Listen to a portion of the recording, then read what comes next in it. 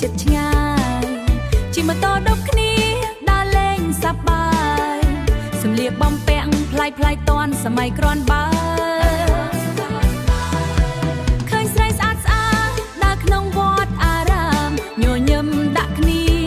មិនខ្លាចមិនរអាយតោះយើងចោះរងសារវ៉ាន់សម័យព្រមឲ្យអស់ដៃផ្លេចក្តីកង្វល់រួមទៅ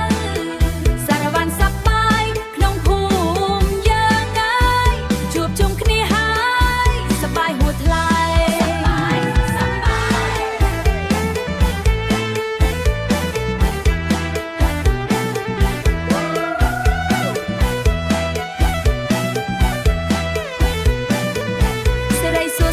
ឆ្នាំថ្មីយើងរំខ្លាំងដៃកាន់ធុងទឹកជះដាក់គ្នាទៅសើចសប្បាយក្អា